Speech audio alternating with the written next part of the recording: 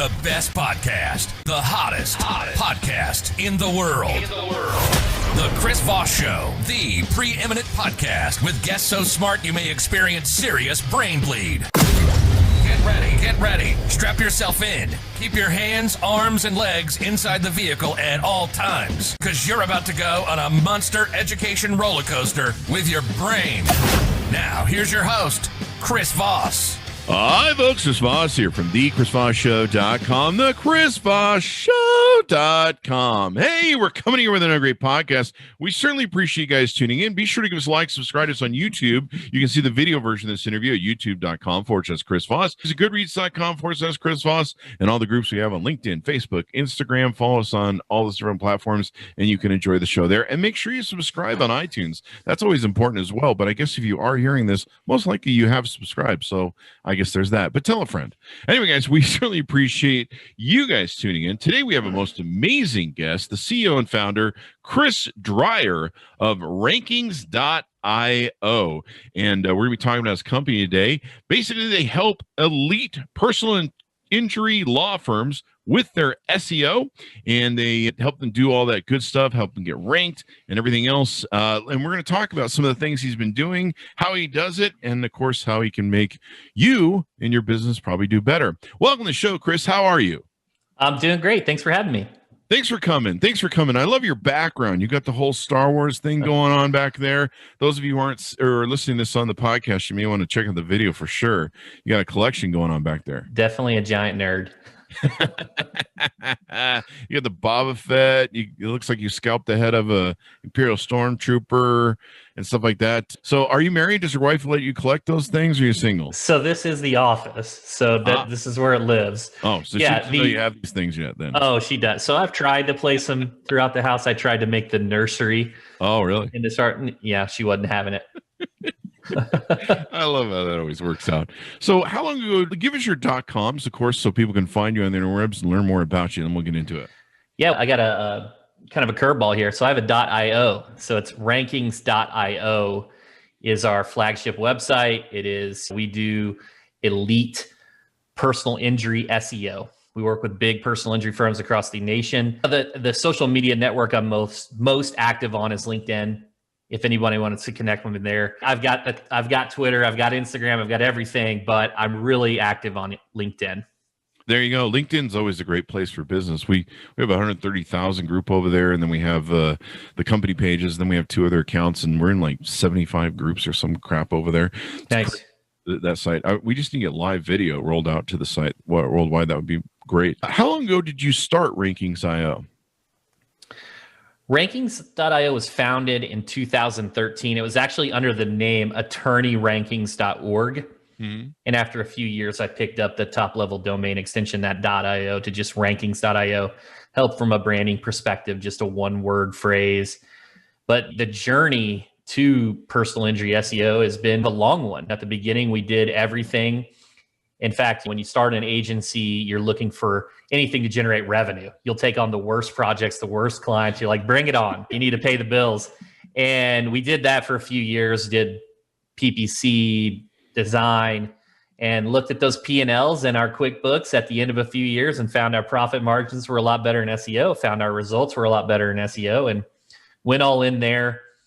After a few years, looked at our books again and saw that 70% of our revenue was from less than 40% of our clientele, which was personal injury law firms, and made that decision to specialize with personal injury law firms. There you go. That's really smart. Figuring a business is always that 80-20 rule where you make 80% of your money from 20% of your client base, and continually tuning that up and dialing it in is really smart.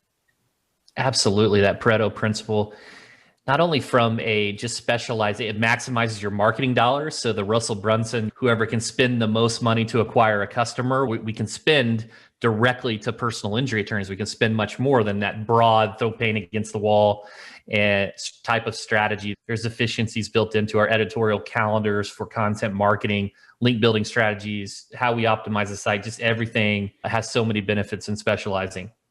And personal injury attorneys, that's a good business. They got stuff going on. It seems like there's everyone getting run over by a car nowadays with text messaging. It's one of those niches that I think when people think about niching, they get scared. It's like a scarcity mindset where they'll have less opportunities and there's a lot more risk. But fortunately, in the legal vertical, it's been around forever. Personal injury attorneys, there's always going to be someone hurt. Maybe motor vehicle accidents will decline because not as many people drove during COVID last year, but there's still a lot of demand there. Also, there's a ton of competition. If you go to Chicago, there's hundreds of personal injury attorneys. So there's a demand for expertise versus if you were going to work with trademark attorneys or some special area of the law, there may only be one or two in the entire city. So there's not a demand for SEO there is with personal injury attorneys. Wow. It's huge competition and nailing it down. And so you work with people nationwide. You work with everyone across that basis. Do you get into Canada at all or anything?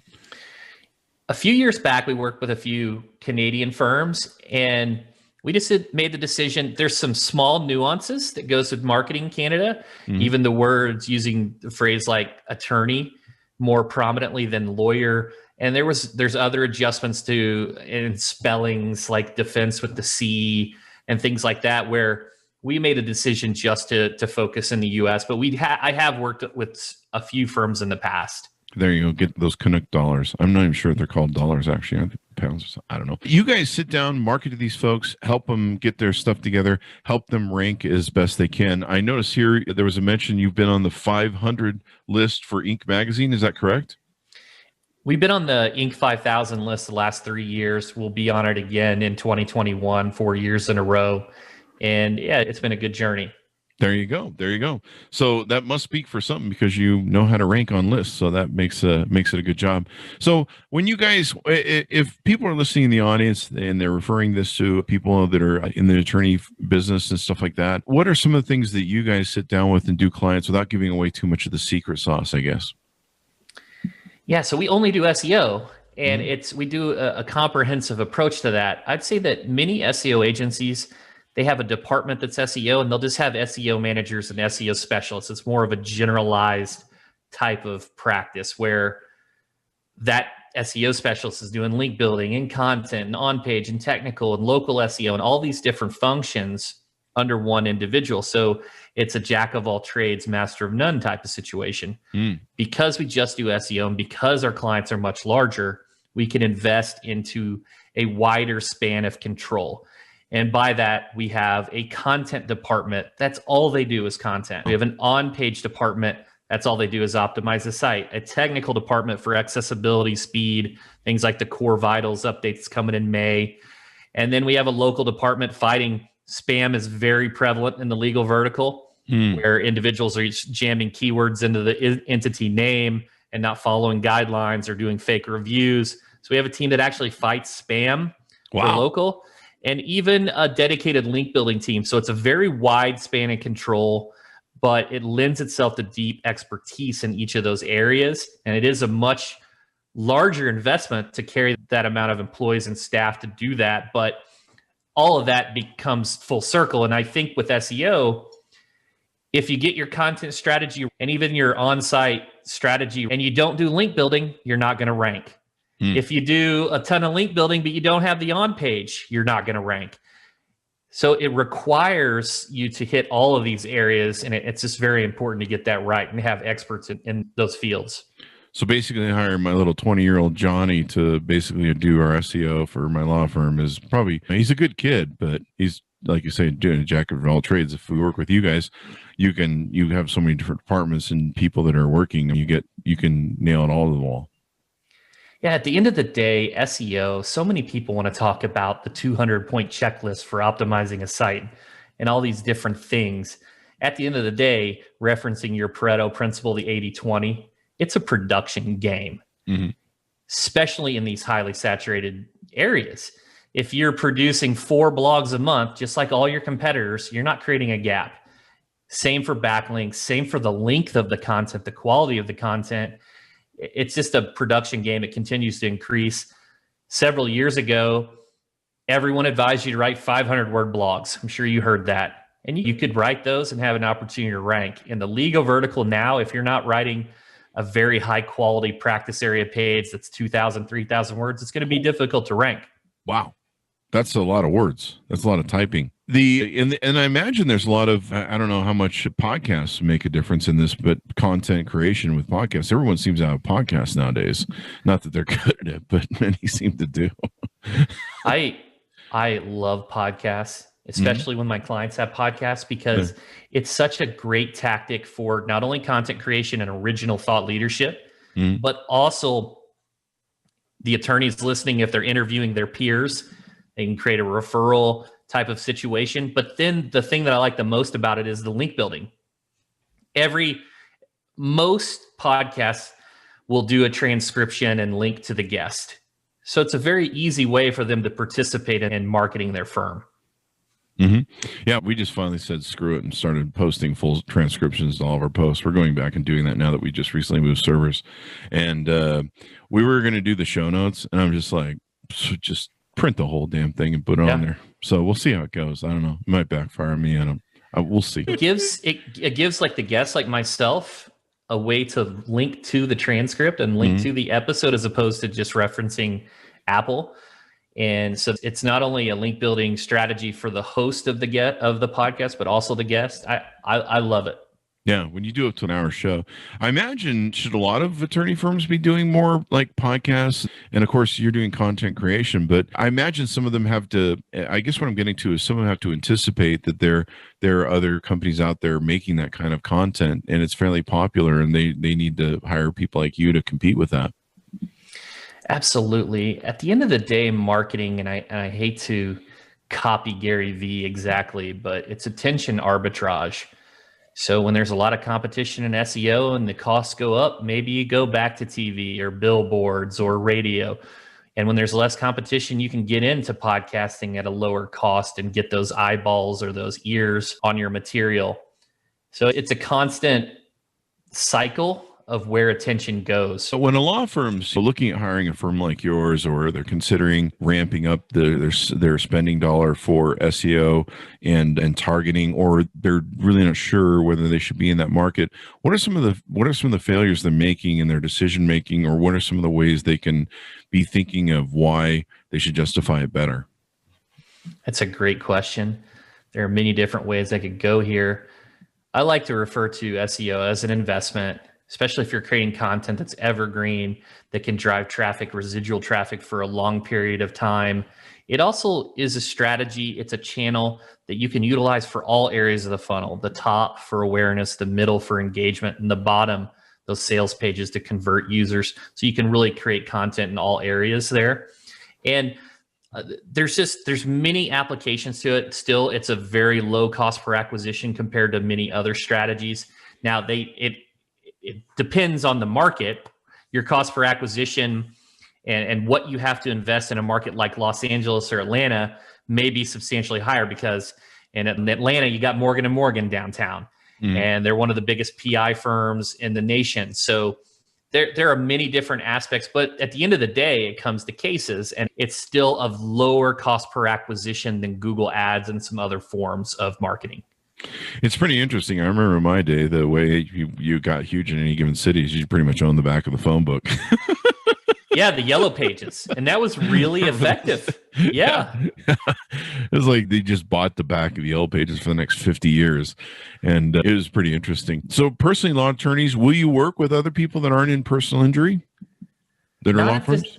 Not at this time. I do have a sister agency. It's ESQ.marketing that specializes and works with all areas of the law and works with all budgets. It's for a practice at any stage in their development.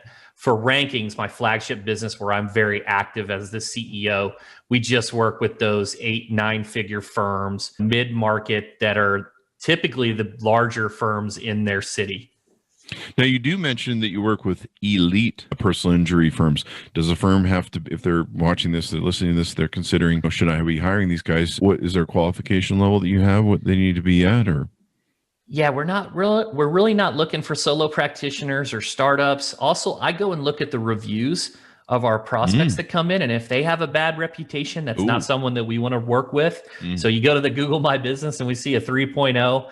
It's probably not someone that we want to hang our hat on the wall or shingle, whatever you want to say, to work with. So if I've got bad ratings, I should call you to bail me out, basically. I'm looking at your website here, rankings.io, and I'm seeing that you've got a few different references here. Dolman Law Group, you had a 400% increase in clients year on year. The 11 Group firm, 3440%. That's 3,440 for those who are doing math.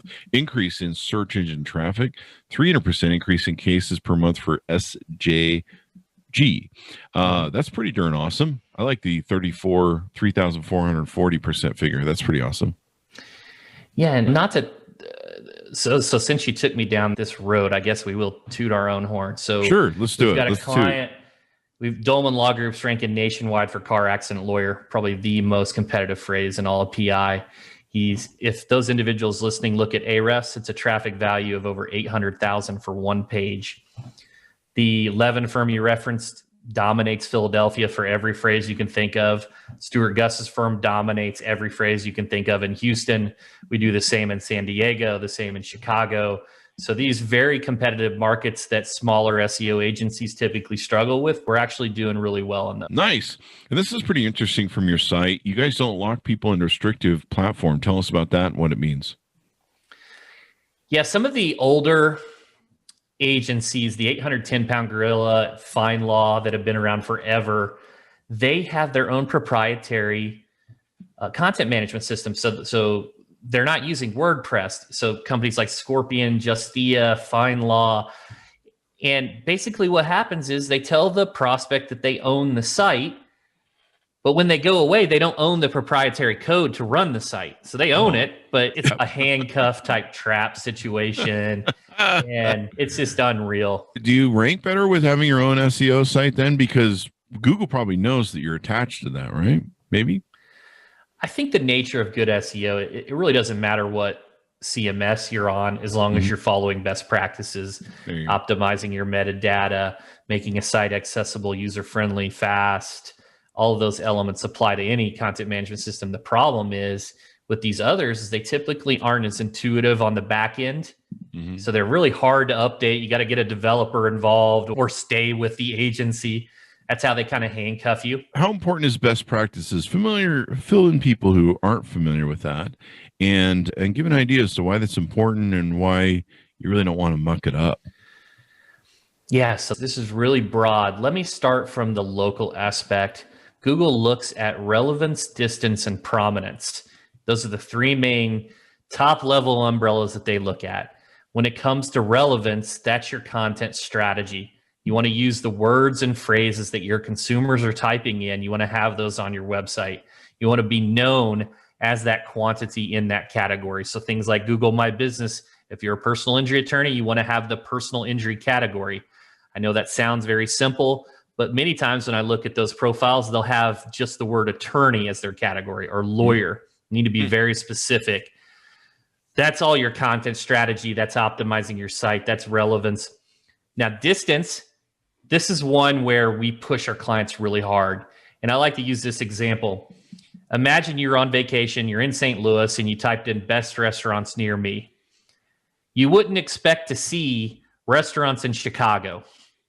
You would expect to see the restaurants are within a 10 mile radius close to you for convenience. The same applies for legal. So if you have an office in downtown Chicago or downtown Houston, and someone does a search in the Northwest, then the firms that are in the Northwest are going to have a little bit of a boost in terms of visibility in the local map packs. One of the things I see many firms doing wrong here, and I'm going on a tangent, is they'll have one office and expect to dominate the whole city when or they'll want to go from Houston to Atlanta or Los Angeles. But a better strategy is actually to expand outwardly and maybe get another city or two in your location, because consumers are lazy for the most part. They want convenience. They don't want to drive an hour to the office. Yeah. Now, if it's a major injury, someone lost a limb or they're severely hurt, they want to maximize their claim. They may make those trips. But if it's a rear end collision and our minor issue, soft tissue, they want convenience. And so that's a big one. That's proximity. That's something that the location of your office matters. And then the last one, and this is the one that's really broad, and I'll try to keep it as condensed as possible is prominence. So the word prominence itself means being everywhere. How do you be everywhere? You need to make sure you're in the legal directories, your Avo, your Martindale, your FindLaw for legal relevancy. You need to be in your directories that are geography specific. If you are in Miami, you want to be in your Miami Chamber of Commerce. You want to be in those associations to build that geography relevance. And then you just want to be in your top directories, your ones that have authority, your Yelp, your Yellow Pages, your Google My Business. That's one strategy. Also, it's contributing content to sites that are well trusted, your Forbes, your Wall Street Journal, any of those top sites that you can contribute to, other relevant sites in your area, contributing content, and then acquiring backlinks like we talked about earlier, podcasting, doing strategies like sponsoring local events, or essentially just contributing content or making a linkable asset on your site that it can acquire natural media references. It's a big part of saying prominence is doing everything you can to put your name out there digitally.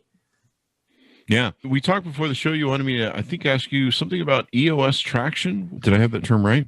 Yeah. EOS and Traction EOS stands for the Entrepreneurial Operating System. And essentially, it's just an operating system for small businesses. It's really, the sweet spot is really that 10 employees to 200 employees. It was a book. There was a book, Traction, written by Gino Wickman.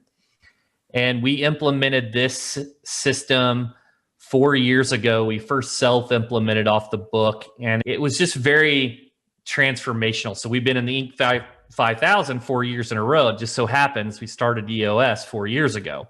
Oh, and it ties everything to a vision.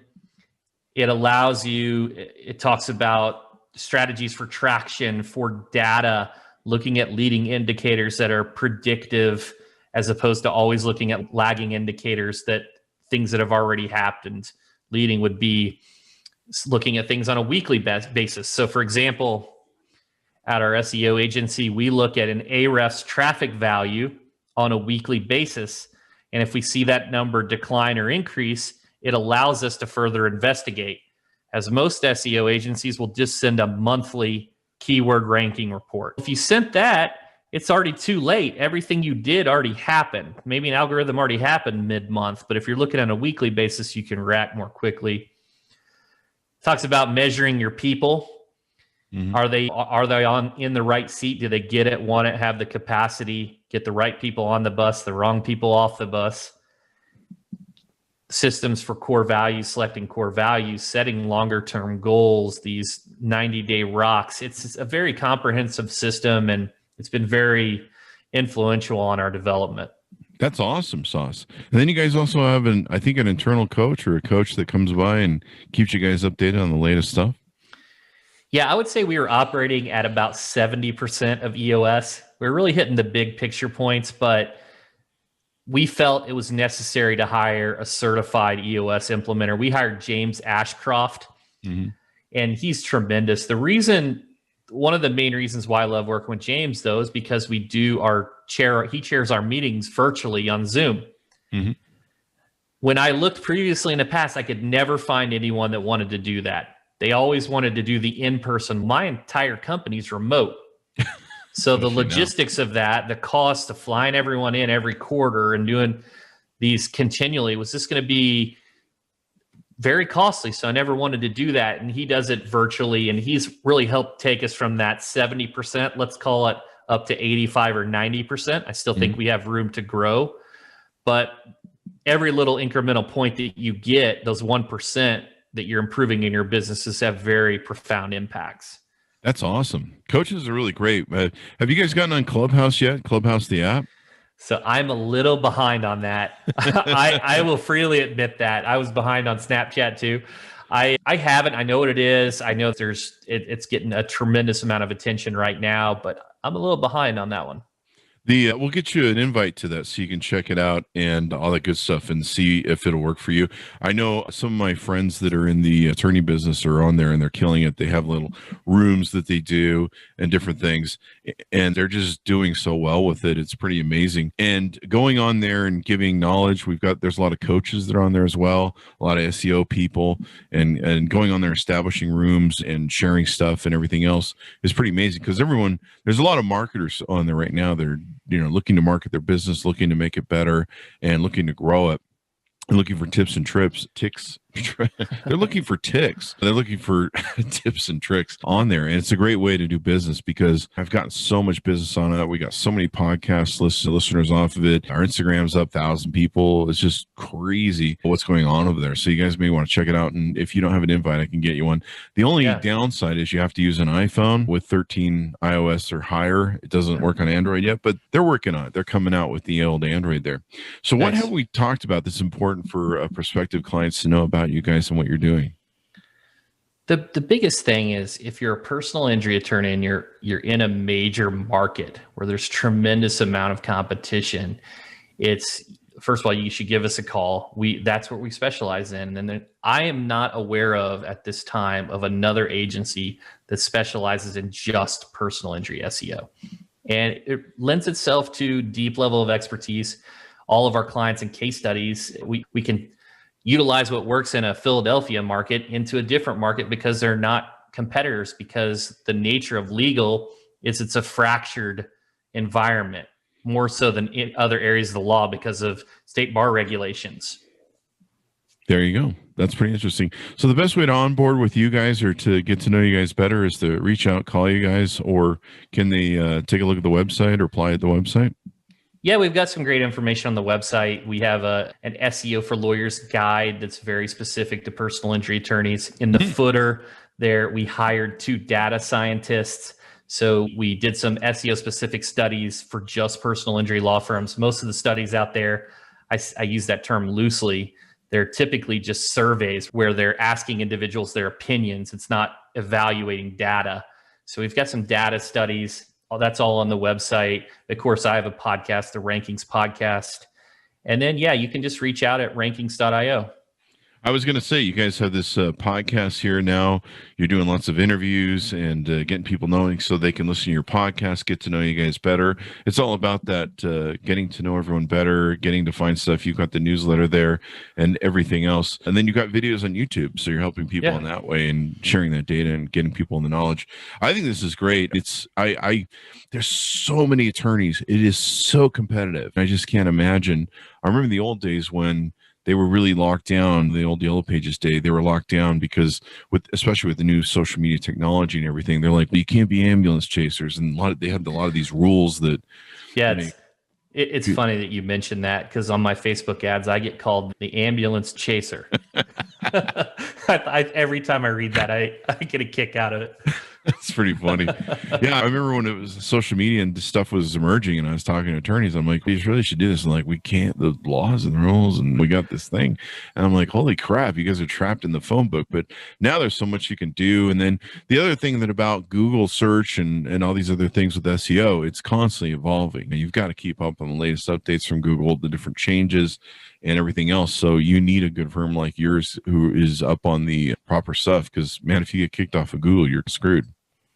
Yeah, we're really dialed in. We've got the entire company rowing in the same direction. If there is any type of announcement, news, blog, article, anything that can apply to our agency, our employees are talking about it, our leadership's talking about it. And so we're way ahead of the game.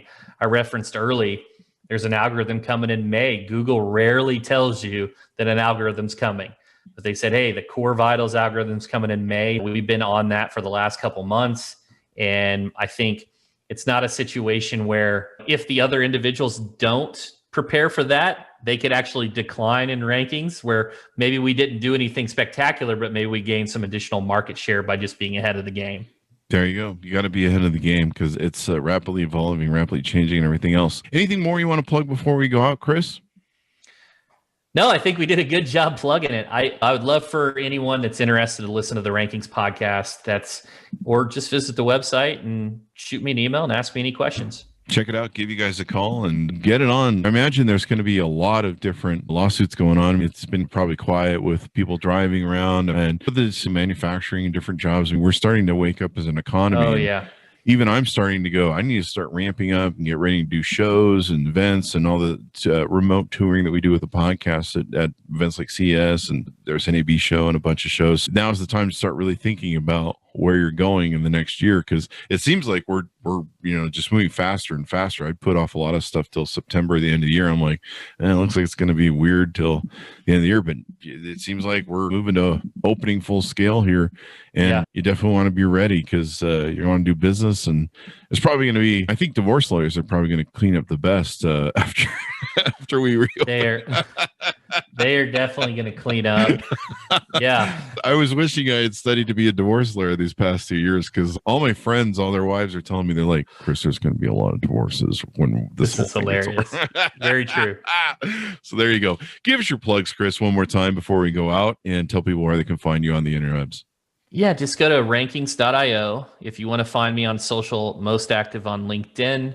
It's Chris Dreyer. I accept all connection requests there. And then if you want to check out the podcast, it's the Rankings Podcast.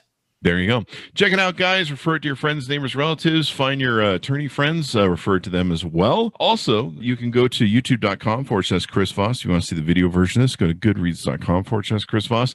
Go to YouTube, Facebook, Instagram. There's a whole mess of accounts over there. You can see all that good stuff, and LinkedIn. Thanks for tuning in. Be safe. Wear your mask, and we'll see